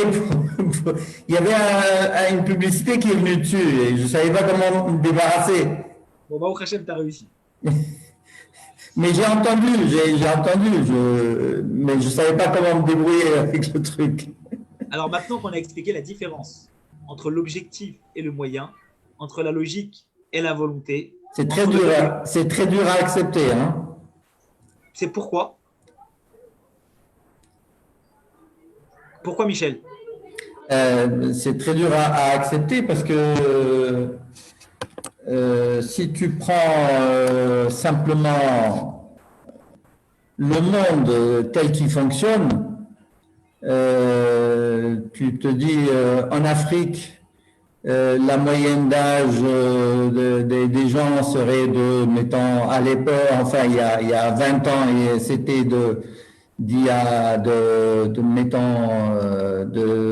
50 ans, oui. La moyenne d'âge 50 ans. Aujourd'hui, elle est peut-être de 60. Hein. Si un juif ou une population juive vivait en Afrique, ils auraient peut-être 10% de mieux que l'Africain. Mais si la même population juive vit en Amérique ou en Europe, cette population, son âge moyen serait légèrement plus. Donc c'est global et c'est pas individuel et tout dépend de ça n'a rien à voir avec le peuple juif, ça a à voir avec la race humaine ou tu vois ce que je veux dire, c'est pas la providence divine, ça. L'âge, c'est pas la providence divine. Ah, et pourquoi non? Et pourquoi non? Mais parce que la providence, alors il faut redéfinir. La providence divine, c'est pas les nombres d'années, puisque le nombre d'années de chacun y compris du peuple juif, est déterminée par Dieu Ouais. avant que la Neshama elle descende. Chaque âme, elle a un temps. Donc ça relève pas du libre arbitre. Ça relève même pas d'un choix d'un homme. C'est ce que Dieu a déterminé. Ce qu'on appelle le libre arbitre, c'est quoi le libre arbitre? C'est le fait que le chemin d'une personne soit guidé et éclairé. Mais ça n'a rien à voir avec, si tu veux, l'âge de la personne. Ça veut dire quand tu vas te retrouver dans la vie de tous les jours, est-ce que tu vas ressentir, d'accord, que ta route, elle est tracée? Est-ce que tu sens que ton chemin, il y a une complémentarité entre les événements qui se succèdent dans ta vie ou pas? Ou peu? Ou beaucoup? Si tu vis en Afrique, ta vie sera probablement plus dure que si tu vivais en Amérique. C'est l'évidence, quoi. Michel, oui, d'accord, admettons. Mais encore une fois, le fait que la vie soit dure ou ne soit pas dure, c'est pas ce qu'on appelle la providence divine. La providence divine, c'est quoi? C'est de voir dans la connexion des événements la main de Dieu. Il y a des gens qui, dans le bonheur, voient la connexion des événements. Et il y en a, c'est dans quelque chose qui est l'inverse du bonheur qu'ils voient la connexion. Ça veut dire que la providence divine, elle est indépendante du fait que la vie soit heureuse ou qu'elle ne le soit pas. Ça ne veut pas dire parce que une personne, elle est comme ci ou comme ça, que cette personne-là, elle va avoir une vie heureuse ou une vie triste. Ça n'a rien à voir. Parce qu'il y a des gens qui voient dans chaque élément de leur vie une connexion avec Dieu. Il y a des gens qui ne le voient que dans les moments heureux. Il y a des gens qui ne le voient que dans les moments tristes. Mais la question est de savoir à quel degré, à quelle intensité ils arrivent à voir la connexion de Dieu dans leurs événements. Et c'est sur ça qu'on est en train de parler. Oui, on est en train de parler sur la destinée d'une personne. La destinée d'une personne n'est pas la providence divine. C'est deux choses qui sont complètement différentes. La destinée d'une personne, c'est pour les nations ce que Dieu a déterminé comme étant leur mission. Et pour le peuple juif, c'est le libre arbitre qu'ils ont, parce qu'il n'y a pas de destinée. Mais en ayant une destinée, en n'ayant pas de destinée tracée, est-ce qu'à la fin d'une journée, une personne peut réussir à créer une connexion entre tous les éléments de sa vie? Ça, c'est la question. La question qu'on pose, est-ce qu'il peut? Quel que soit ce qu'il soit, que ce soit un végétal, un animal, un être humain, ça n'a pas de distinction. Est-ce qu'on peut créer une connexion entre les éléments de notre vie? Et à partir de là, tu te poses la question, tu notes. J'ai réussi à créer une connexion entre 10 éléments. J'ai réussi à créer une connexion entre 20 éléments. Ça a été beaucoup plus dur pour moi de créer une connexion. J'ai dû plus réfléchir. Ça a été beaucoup plus facile pour moi parce que les choses, elles étaient tellement visibles à l'œil nu que tout de suite, j'ai réussi à embriquer les éléments. Ça, c'est la providence divine. Et ce n'est pas la destinée, ce n'est pas l'âge, ce n'est pas la réussite. Ce qui est complètement différent. Bon, alors comment tu expliques que, par exemple, Einstein arrivait à faire des connexions extraordinaires, pas de 10 éléments, mais 150 000 éléments, arriver à les connecter et arriver à un objectif que tous les humains n'ont pas réussi à faire à l'époque, et pilote malheureux qui, lui, est incapable de dire si 2 et 2 font 4. Mais Michel, tu vois, à ce moment-là, qu'est-ce que c'est la différence entre l'un et l'autre? Parce que la mission de l'un, elle a été de s'exprimer à travers ses connaissances intellectuelles, et la mission de l'autre, elle a été de s'exprimer pas à travers des calculs mentaux. Est-ce que ça veut dire pour autant qu'il y en a un qui a vu la connexion des événements de sa vie qui lui ont permis l'aboutissement de telle et telle chose? Pas nécessairement. Je vais te poser la question, je te reprends tes 2 exemples. Einstein est une personne qui n'est pas très fort en calcul mental. Allez, est-ce que tu penses que Einstein, parce qu'il était très fort en calcul mental, il arrivait pour autant à créer une connexion entre tous les éléments de sa vie? Pas nécessairement. Est-ce que pour autant, une personne qui n'est pas bon en calcul mental, ça veut dire automatiquement qu'il n'est pas capable de créer un lien entre les événements de sa vie? Pas nécessairement. Ça veut bien dire qu'on est en train de distinguer 2 choses. C'est les facultés d'une personne et d'autre part, comment on peut créer une connexion dans les événements. Une personne, elle peut être très intelligente, mais ça va être beaucoup plus compliqué pour lui de créer une connexion entre les événements de sa vie, et c'est pour autant qu'il ne réussira pas. D'un autre côté, on peut avoir une personne qui est beaucoup moins intelligente, mais qui pour autant, ça va être beaucoup plus simple de créer une connexion entre les événements de sa vie. Ce qui veut bien dire que la providence divine, ce n'est pas la destinée, ce n'est pas les facultés mentales. Ça n'a rien à voir avec ça. Ça veut juste dire, est-ce que tu es un moyen ou est-ce que tu as un objectif? Si tu as un objectif, alors à ce moment-là, il faut savoir que la providence divine, elle va s'exprimer en fonction de tes capacités ou en fonction de ce que Dieu il a décidé. Mais tu peux très bien relier les événements de ta vie très facilement pour ce que tu es, et l'autre personne ne va pas réussir, ou l'autre elle va réussir et toi tu ne vas pas réussir. Ça ne veut rien dire. Tu as des gens très intelligents qui n'arrivent pas à créer de connexion entre les événements de leur vie, et tu en as d'autres qui ne le sont pas spécialement, et pour autant, ils voient tout de suite que les choses elles s'embriquent. Pourquoi? Parce que ça n'a rien à voir avec l'intelligence. Pourquoi ça n'a rien à voir avec l'intelligence? Parce que l'intelligence, c'est la logique. Or, la providence divine, on l'a dit, c'est pas la logique. La providence divine, c'est le ratson, c'est la volonté. Et la volonté, elle est au-delà de la logique. Parce que dans la logique, il y a une distinction entre la place de chacune des personnes. Mais quand on parle d'objectif, il n'y a pas de distinction. Chaque détail est aussi important l'un que l'autre. Parce que si j'enlève un détail, la chose, elle n'est pas complète. Ça, c'est la place et l'importance du détail. Est-ce que tu comprends, Michel? La différence. Parce que tu étais, en fait, en quelque sorte, tu étais buté sur la définition de la providence divine. En pensant que la providence divine, c'est la destinée, c'est la mission. La providence divine, c'est la connexion entre les événements en réussissant à voir en quoi Dieu connecte les différents événements de la vie. Ça, c'est ce qu'on appelle la providence divine. Et il peut y avoir une différence d'intensité ou une différence de manifestation, mais ce n'est pas l'intelligence ou la mission ou ce qu'on est ou ce qu'on va réfléchir qui va nous permettre de l'aboutissement. Parce qu'on peut être très intelligent et avoir une plus grande difficulté, parce que Dieu il va faire en sorte que les événements ils seront beaucoup plus compliqués à être connectés, et on peut être moins intelligent, et pourtant ça va être beaucoup plus simple, parce que Dieu il a déterminé que ça va être beaucoup plus simple. Oui, mais c'est quand même très difficile, parce que si tu prends le cas de la Shoah qui a ramassé des éminentes têtes des tzadikim qui sont partis tout comme le pire des Juifs de la même époque, tu te dis, c'est quoi? C'est très troublant, c'est très difficile à... Tu vois, la connexion, elle est très difficile à... Exact. Et ça veut bien dire que ça fait partie des éléments. D'accord?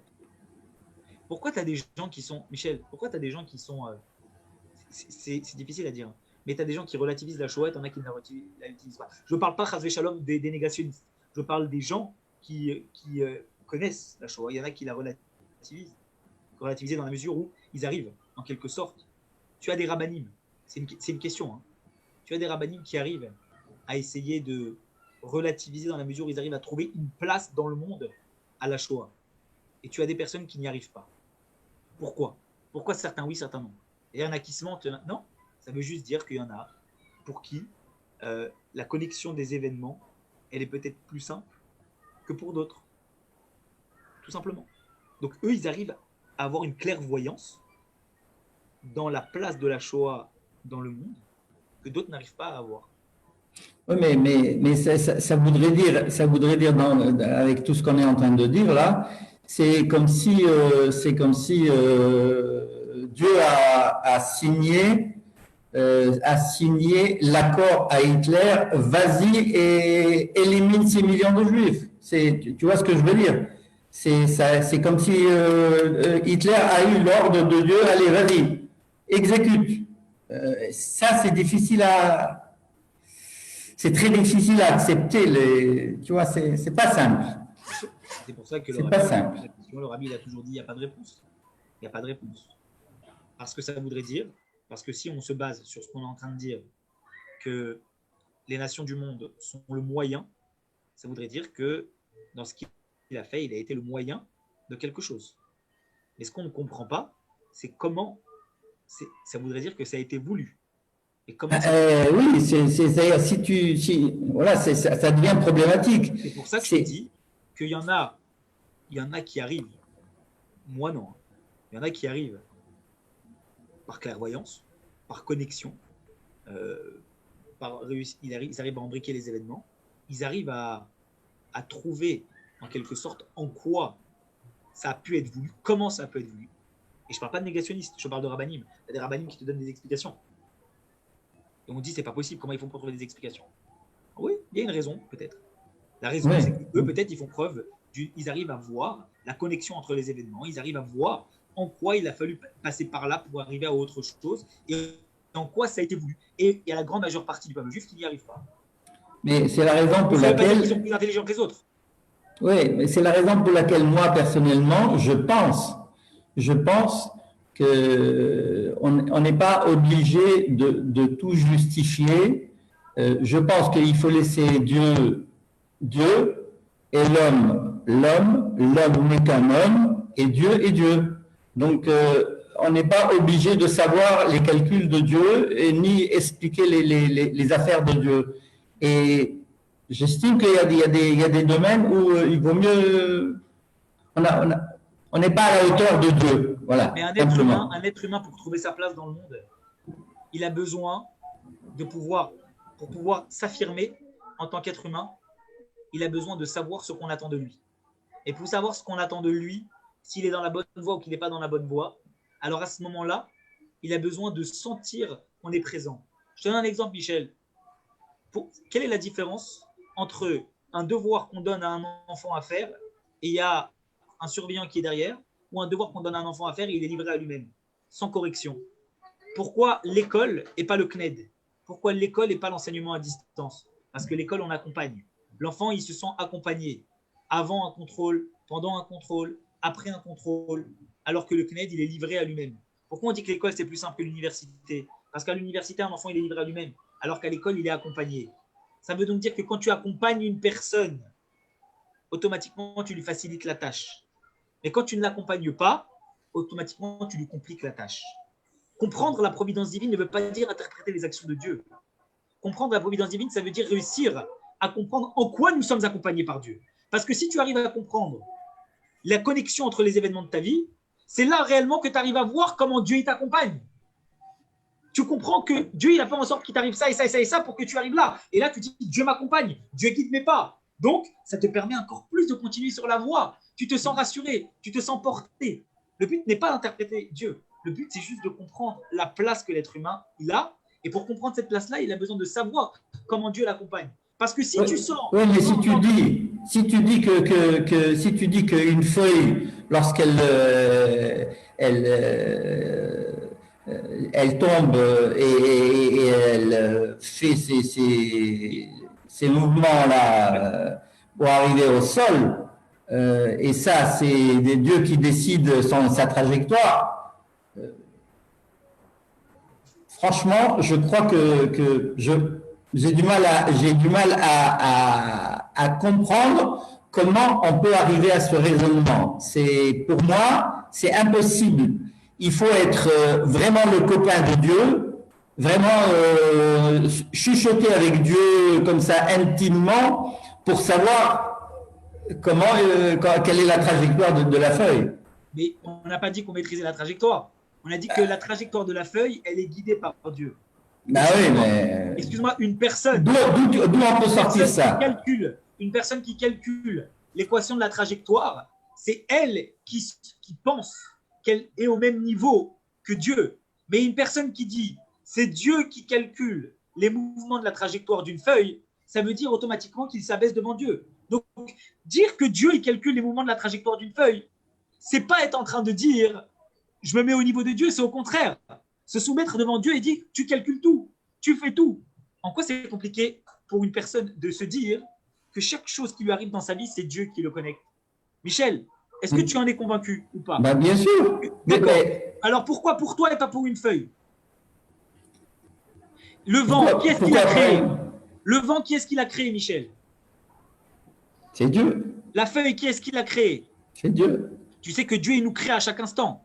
Oui. Si Dieu il s'arrêtait de nous créer à un seul instant, le monde, il olech liboud, le monde il part. Ça veut bien dire que si Dieu il crée le monde à chaque instant, c'est Dieu qui crée les mouvements du vent à chaque instant. Ça veut donc dire que puisqu'il crée les mouvements du vent à chaque instant, la feuille qui va tomber de l'arbre, puisque c'est Dieu qui crée les mouvements de cette feuille-là, automatiquement, c'est lui qui est en train de guider les mouvements de cette feuille. Ok. Ça pourtant, c'est Michel, je ne sais pas. Ok. Moi, c'est logique. Monsieur Brice, qu'est-ce que vous en pensez? J'avais entendu une autre sidra qui parlait un peu de ce sujet, et donc la personne aura rapporté que la providence était fonction aussi du niveau spirituel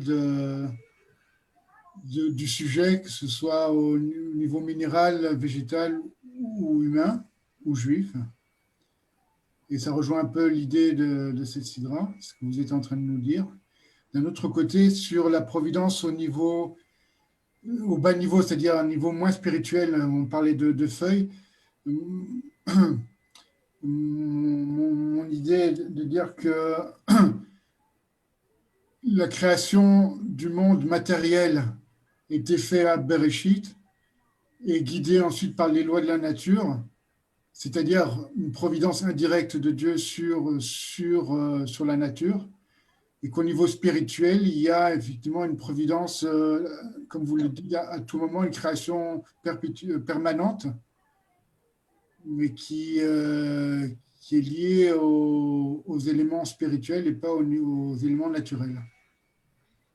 Vous savez que Maïmonide, il dit, dans la première loi du premier chapitre de Avodet Kochavim, il dit que les enfants de Hénoch, eux, je serais intéressé de savoir quelle est la source que vous citez, parce qu'il dit que justement, l'erreur des enfants d'Hénoch, ça n'a pas été de dire que Dieu n'avait pas créé le monde. Ça a été de dire que Dieu a créé le monde et qu'après, il a laissé la nature agir seule. Voilà. Et donc, ça voudrait dire que finalement, Dieu il a créé le monde à un moment, et après, ils ont extrapolé sur l'idolâtrie, etc. Et c'est devenu l'idolâtrie. Mais ça veut dire que cette notion-là, elle a toujours été réfutée par le judaïsme, de façon générale. Ça a toujours été considéré comme, comme les prémices, d'accord, de l'adoration, que de considérer ça, bien qu'à notre niveau à nous aujourd'hui, ça n'a rien à voir. C'est plus de la réflexion que de l'adoration. Mais pourtant, de façon générale, c'est ça, cette idée-là qui a été, en quelque sorte, retenue par les enfants d'Hénoch. Donc, si je peux me permettre, cette notion-là, elle n'a pas sa place dans le judaïsme. Dieu crée le monde à chaque instant. Et Dieu, il alimente, pas spirituellement, mais matériellement parlant, chaque chose dans ce monde-là. Pourtant, à chaque instant. Le Ramban rapporte que la seule création a été celle de Bereshit. La seule création matérielle a été celle de Bereshit, et c'est ce qui est rapporté dans le livre de Bereshit, Elohim bara et Olam, et que la création suivante a été la création de l'âme humaine, oui, de Adam. Mais ex nihilo. Tout à fait. Quand Ramban il est en train de dire que la seule création de Dieu, il était en train de parler Me'ayin leyesh, ce qui veut dire du néant à quelque chose. Ça ne veut pas dire que du quelque chose à quelque chose, Dieu ne crée pas. Dieu, il a créé à l'origine le néant. Il a fait passer l'état de néant à l'état de quelque chose, mais à chaque instant, il crée quelque chose à partir de quelque chose. Ça ne veut pas dire qu'il ne crée pas. Bon, ça nécessite un autre débat. Mais c'est important d'avoir ces idées. C'est important de bien éclaircir cette notion-là. Ça veut dire que la création d'un médicament quelconque, c'est la création de Dieu? La création d'un médicament. À travers un homme? Exactement. Pourquoi on dit Rofechol Bassar ou Mafli la Asot? Le médecin de toute chair, et c'est incroyable ce qu'il est en train de faire dans Asher Yatzar tous les jours. Pourquoi? Parce que le médecin, d'accord, d'aujourd'hui, il a un pouvoir de médecine que Dieu lui confère au moment où il est en train de faire la médecine. Pourquoi la bénédiction, quand on voit un roi, c'est chez Nathan, Chelek, mi Malchuto, les Malché Basar Badam. Il a donné une part de sa royauté aux êtres vivants sur terre. Quand tu vois la reine d'Angleterre, tu dois faire une bracha. Pourquoi? Parce que ce qui lui confère le pouvoir de monarque, c'est parce que Dieu lui a donné une partie de sa royauté et elle s'exprime à travers ce pouvoir-là qu'il lui a donné. Donc, à chaque instant, ce qui se passe dans ce monde, effectivement, c'est la connexion entre les événements qui font l'aboutissement de la chose telle qu'elle. Mais venez maintenant, on essaye. Parce que finalement, on revient à notre question de départ, il faut qu'on y réponde. La question sur Yaakov. Pourquoi le détail et l'origine de la loi sur le nerf sciatique et ce n'est pas l'événement global? Alors maintenant, on va le comprendre. Parce qu'on a compris la place, l'importance du détail lorsqu'on parle d'objectif. Volontairement, la Torah, elle a choisi un détail de l'histoire, de la bataille entre Yaakov et l'ange d'Esav pour nous montrer que l'origine, l'avenir du peuple juif, elle ne dépend pas d'une idée générale. Elle ne dépend pas d'une victoire générale. Elle dépend de détails. Elle dépend d'un détail. Un détail qui peut paraître anodin, il ne l'est pas, puisque lorsqu'on parle d'objectif, chaque détail est aussi important l'un que l'autre. Et c'est la somme des détails qui forment le caractère général. Mais si tu n'abordes que le caractère général de la chose, la victoire de Yaakov sur l'ange d'Esav, alors à ce moment-là, tu omets complètement l'importance du détail. Sauf qu'il y a une possibilité de pouvoir parler de l'objectif général, de parler de l'objectif global, de la généralité, tout en parlant du détail. C'est lorsqu'on est en train de dire qu'une entité, ce n'est pas une entité. Une entité, c'est la somme de détails qui la compose. Voilà pourquoi la Torah, lorsqu'elle a voulu montrer l'avenir du peuple juif dans sa lutte contre les enfants d'Esav, elle n'a pas retenu la victoire, mais elle a retenu un détail de la bataille. Comme pour nous dire que finalement, ce qui importe, c'est les détails. Parce que pour le peuple juif, le détail, il a autant d'importance que l'objectif général. Pourquoi? Parce que le détail, il est aussi important qu'un autre détail, qu'un autre détail, qu'un autre détail, et c'est la somme de tous ces détails-là qui forment l'objectif général. Parce que la providence divine sur le peuple juif, c'est les détails. C'est dans chaque détail qu'elle s'exprime et pas sur un événement global. Parce que si on avait parlé de victoire générale, on aurait pensé que l'avenir du peuple juif, il dépend d'une démarche générale. Que Dieu fixe une providence générale pour le peuple juif.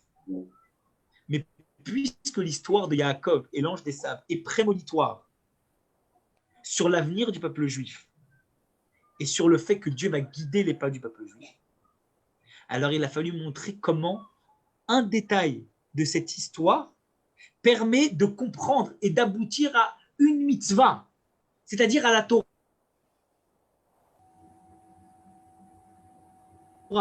Autrement dit, c'est le détail, parce que le détail, il est tellement important qu'il a la même importance que le caractère général.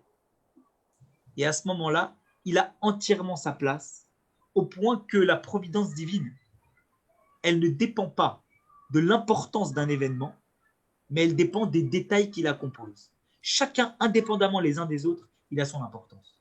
Ce qui veut dire qu'on a pris ce détail, mais on aurait pris un autre détail, ça aurait eu exactement la même importance. Parce que ce qui compte, c'est le détail. Il nous reste, malgré tout, une question. Tu veux prendre un détail, prends un détail, pas de problème. Mais pourquoi tu ne prends pas un détail qui... Quoi comme détail? Un détail qui montre que Yaakov, il a été blessé. On n'a pas pris un détail qui montre que Yaakov, il a gagné. Ce qu'on aurait dû prendre, si on veut dire que le détail, c'est l'objectif global, et que l'objectif global, c'est la victoire finale, prends un détail qui parle de victoire. Prends un coup que Yaakov, il a mis à l'ange d'Esav. Et par là, tu exprimes effectivement l'idée générale. Mais là, tu prends un détail d'un coup que Yaakov, il s'est pris, et de ce détail-là, tu es en train de me dire que l'objectif général, il repose. Alors, l'objectif général, c'est quoi? C'est qu'on se prend des coups, c'est qu'on risque, Alors oui, évidemment. Exactement. C'est ce qui se passe, c'est la réalité. Qu'on gagne au bout du compte, on en est tous convaincus. Gagner. Mais la question, au jour le jour, elle est les coups qu'on est en train de se prendre. Parce qu'on se prend des coups. On a des épreuves dans la vie. La vie, elle est faite d'épreuves. Et on a l'impression que c'est l'objectif général qui est décidé par Dieu. C'est notre mission qui est décidée par Dieu. Mais que finalement, les épreuves de la vie, au jour le jour, eh bien, elles sont intégrées dans les tumultes du monde. Mais la vérité, c'est pas ça. La vérité, c'est que il est écrit que nous sommes une partie de Dieu. Il est écrit également que lorsque tu saisis une partie de l'essence, même d'une chose, c'est comme si tu la saisissais entièrement.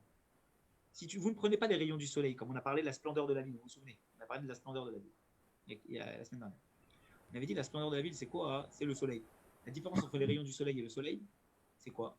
C'est que le soleil, c'est la source, et que les rayons, c'est le reflet.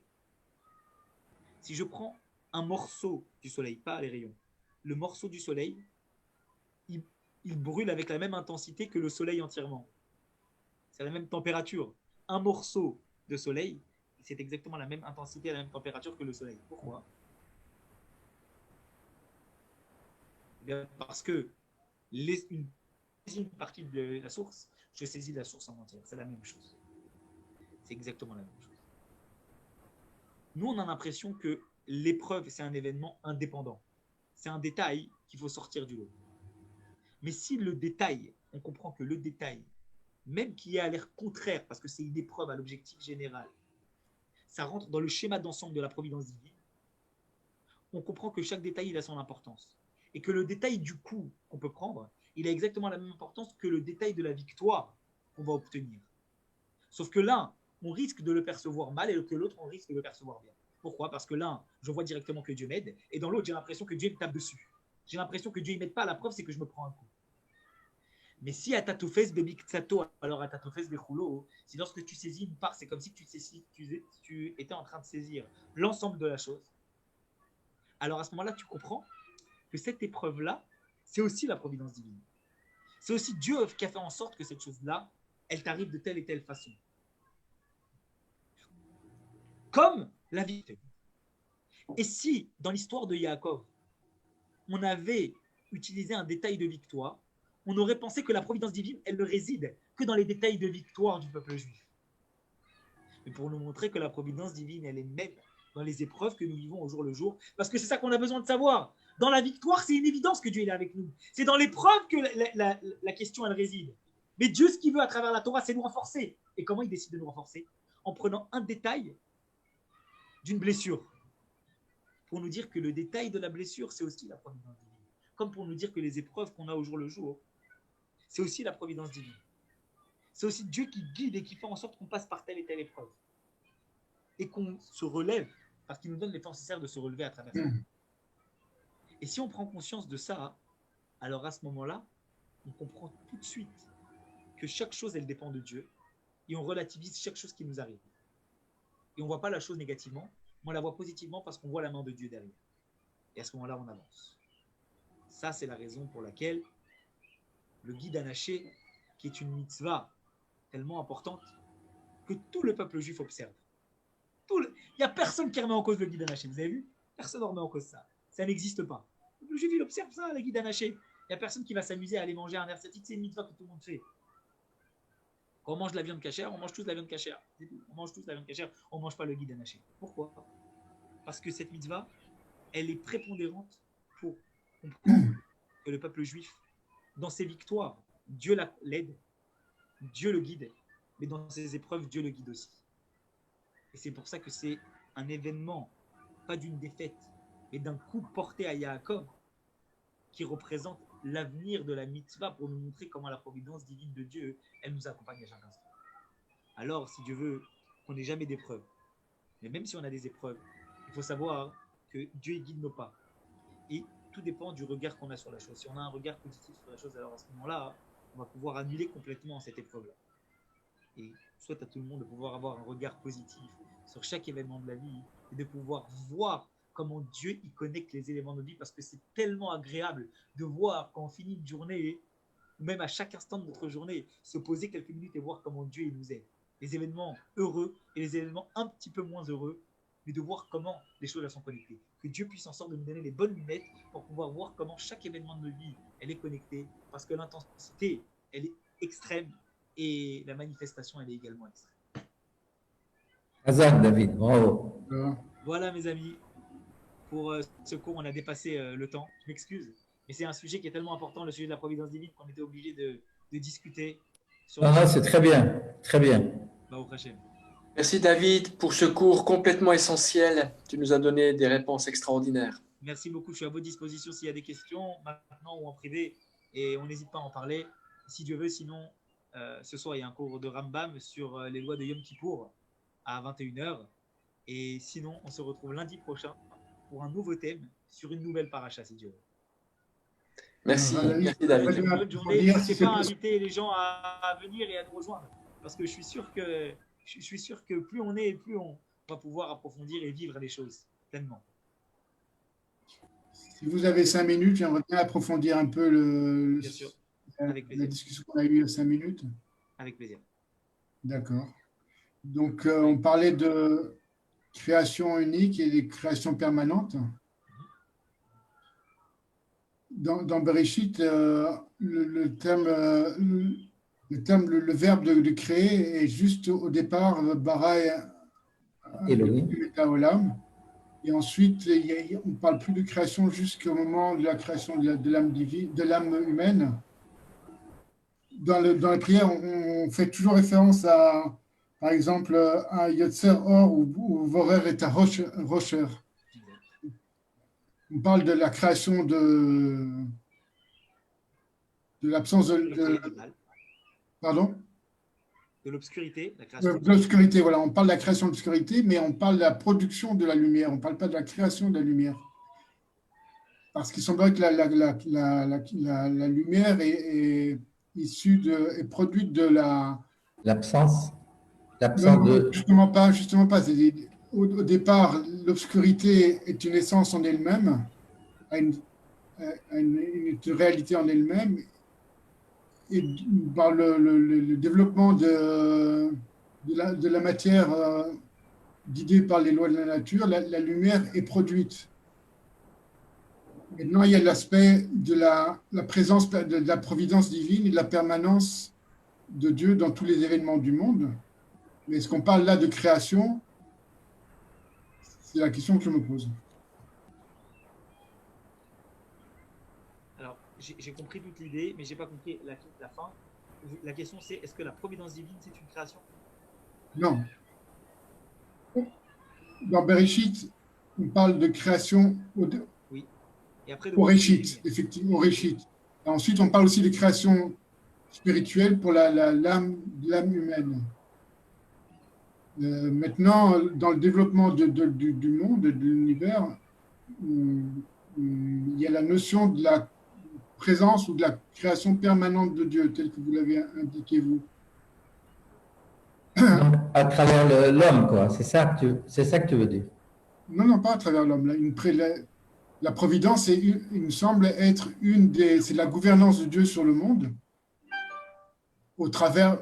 Est-ce que c'est la question, au travers d'une création permanente ou au travers de quoi? Parce que si on considère qu'il y a une création unique au départ du monde, et ce n'est pas dans le sens profane que vous avez remonté, dans le sens où une fois que le monde a été créé, Dieu n'intervient plus, il n'y a plus d'influence de Dieu et on fait ce qu'on veut. C'est évident qu'il y a une présence et une gouvernance, une providence de Dieu permanente sur le monde. Et lorsqu'on parle de création, est-ce que la création première permet le potentiel à tout ce qui existe dans l'univers ensuite? Ou comment vous abordez cet aspect des choses? Le fait qu'on dise… J'ai compris la question. Alors déjà, première chose, le terme de le terme de bara, il existe pour chaque chose qui a été créée. Vous prenez le Chumash Bereshit, vous allez voir chaque jour, on parle de création. Vaïvra et Tataninim. Il a créé les Taninim. Il a créé les bêtes. C'est marqué également, pour toutes les espèces, le mot création est employé. Donc, déjà, on ne peut pas dire que Dieu a créé uniquement une chose au départ et que le reste ne s'appelle pas ainsi également pour les autres jours de la création, y compris l'homme, y compris les bêtes, et y compris le reste. Ça, c'est dans la première montée du Sefer Bereshit. Vous pouvez regarder, le terme de Vaïvra, il a créé, existe à plusieurs reprises. Le deuxième point, c'est de dire Yotzer Or Uvore Chocher, la production de Dieu, la production de lumière et la création de l'obscurité. C'était pour mettre en valeur dans le Yotzer, c'est intéressant que vous citiez le Yotzer parce qu'on va le citer juste après pour répondre à la question, qu'il y a différentes sortes, d'accord, de création. Il y a la Yetzira, il y a la Bria. Vous savez qu'il y a plusieurs mondes, Atzilut, Bria, Yetzira et Asiya. Atzilut, c'est la lumière de Dieu et elle est imperceptible dans le monde parce qu'elle est trop élevée. La réalité, elle est qu'à partir, d'accord, de Bria, du symbole même de la création, ok, peut naître la lumière perceptible par l'être humain. Pourtant, il est utilisé le terme de Boré Rocher, créer l'obscurité, pas créer la lumière. Et c'est uniquement dans le monde inférieur de Yetzira qu'on utilise le terme de Or. Comment ça se fait? Eh bien, tout simplement. Parce que de la même façon qu'une lumière, dans Atzilut, elle est imperceptible parce qu'il n'y a que Dieu, dans le monde de Bria, la lumière, elle est tellement puissante qu'elle en est obscure.